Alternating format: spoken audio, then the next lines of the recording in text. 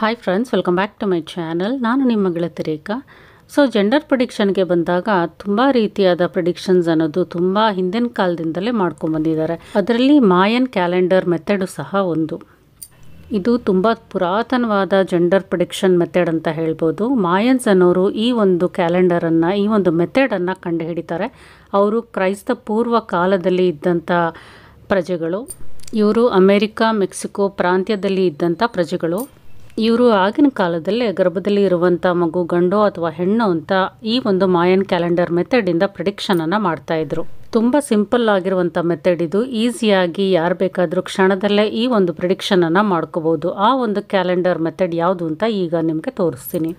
So ಈಗ ನೋಡ್ತಾ ಇರುವಂಥ ಒಂದು ಮಾಯನ್ ಜೆಂಡರ್ ಪ್ರಿಡಿಕ್ಟರ್ ಟೇಬಲ್ ಏನಿದೆ, ಈ ಒಂದು ಫಾರ್ಮುಲಾ ಪ್ರಕಾರ ಅವರು ಗರ್ಭದಲ್ಲಿರುವ ಮಗು ಗಂಡು ಅಥವಾ ಹೆಣ್ಣು ಅಂತ ಪ್ರಿಡಿಕ್ಷನನ್ನು ಮಾಡ್ತಾಯಿದ್ರು. ಇದರಲ್ಲಿ ನೀವು 3 ಟೇಬಲನ್ನು ಅಂದರೆ 3 ಸೆಕ್ಷನನ್ನು ನೋಡ್ಬೋದು. Age at conception, month at conception, ಜೊತೆಗೆ ಜೆಂಡರ್. ನಮಗೆ ಮಹಿಳೆಯರಲ್ಲಿ 2 ಮೈನ್ ಫ್ಯಾಕ್ಟರ್ಸ್ ಕರೆಕ್ಟಾಗಿ ತಿಳ್ಕೊಂಡ್ರೆ ಜೆಂಡರ್ ಪ್ರಿಡಿಕ್ಷನನ್ನು ಈಸಿಯಾಗಿ ಮಾಡ್ಬೋದು.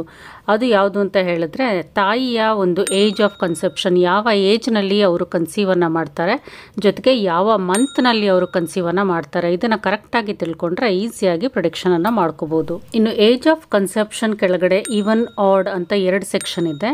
ಸೊ ಈವನ್ ಅಂತ ಹೇಳಿದ್ರೆ ನೀವು ಯಾವ ಮಂತಲ್ಲಿ ಕನ್ಸೀವ್ ಆಗಿದ್ದೀರಾ ಅದನ್ನು ನೋಡಬೇಕು. ಜನವರಿ ಅಂದರೆ 1, ಫೆಬ್ರವರಿ ಅಂದರೆ 2, ಮಾರ್ಚ್ ಅಂದರೆ 3, ಏಪ್ರಿಲ್ ಅಂದರೆ 4, ಆ ರೀತಿ ನೋಡ್ಕೊಂಡು ಹೋದರೆ ಡಿಸೆಂಬರ್ ಅಂದರೆ 12 ಅಂತ ಬರುತ್ತೆ.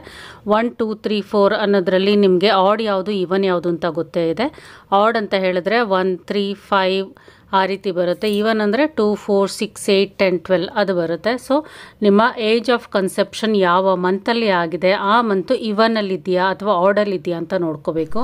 ಅದೇ ರೀತಿ ಮಂತ್ ಆಫ್ ಕನ್ಸೆಪ್ಷನ್ ಅಂದರೆ ಯಾವ ಮಂತಲ್ಲಿ ನಿಮಗೆ ಪೀರಿಯಡ್ಸ್ ಮಿಸ್ ಆಗಿದೆ ಅದನ್ನು ಮಂತ್ ಆಫ್ ಕನ್ಸೆಪ್ಷನ್ ಅಂತ ಕರಿತೀವಿ. ಆ ಮಂತು ಆರ್ಡಲ್ಲಿದೆಯಾ ಅಥವಾ ಇವನ್ ನಂಬರಲ್ಲಿದೆಯಾ ಅಂತ ನೋಡ್ಕೊಳ್ಳಿ. ಫಾರ್ ಎಕ್ಸಾಂಪಲ್, ನಿಮ್ಮ ಕನ್ಸೀವ್ ಆಗಿರುವಂಥ ಮಂತು ಮಾರ್ಚ್ ಅಂತ ಇಟ್ಕೊಂಡ್ರೆ ಅದು 3rd ಮಂತ್ ಅಂದರೆ ಅದು ಆಡಲ್ಲಿ ಬರುತ್ತೆ. ಆ ರೀತಿ ಕ್ಯಾಲ್ಕುಲೇಟ್ ಮಾಡ್ಕೋಬೇಕು. ನಿಮ್ಮ ಏಜ್ ಬಂದು ಆ ಒಂದು ಕನ್ಸೆಪ್ಷನ್ ಟೈಮಲ್ಲಿ 26 ಇಯರ್ಸ್ ಇತ್ತು ಅಂತ ಹೇಳಿದ್ರೆ 26 ಅನ್ನೋದು ಇವನ್ಗೆ ಬರುತ್ತೆ. ನೀವು ಇವನ್ ಅಂತ ಕೌಂಟ್ ಮಾಡ್ಕೋಬೇಕು. ಸೊ ಈಗ ಜೆಂಡರ್ ಪ್ರಿಡಿಕ್ಷನ್ ಮಾಡೋದಕ್ಕೆ ಒಂದು ಎಕ್ಸಾಂಪಲನ್ನು ಹೇಳ್ತೀನಿ. ಸೊ ಕನ್ಸೀವ್ ಆದಾಗ ನನ್ನ ಏಜ್ 24 ಇತ್ತು, ಅದು ಇವನ್ಗೆ ಬರುತ್ತೆ. ಮಂತ್ ಆಫ್ ಕನ್ಸೆಪ್ಷನ್ ನೋಡಿದ್ರೆ ಸೆಪ್ಟೆಂಬರ್ ಇತ್ತು, ಸೆಪ್ಟೆಂಬರ್ ಅನ್ನೋದು 9, ಅದು ಆಡ್ಗೆ ಬರುತ್ತೆ. ಸೊ ಇವನ್ ಮತ್ತು ಆಡ್ ಸೇರಿದ್ರೆ ಬಾಯ್ ಆಗುತ್ತೆ. ಸೊ ನನಗೆ ಬಾಯ್ ಬೇಬಿನೇ ಆಗಿರುವಂಥದ್ದು. ಅದೇ ರೀತಿ ಇನ್ನೊಂದು ಎಕ್ಸಾಂಪಲ್ ಕೊಡ್ತೀನಿ.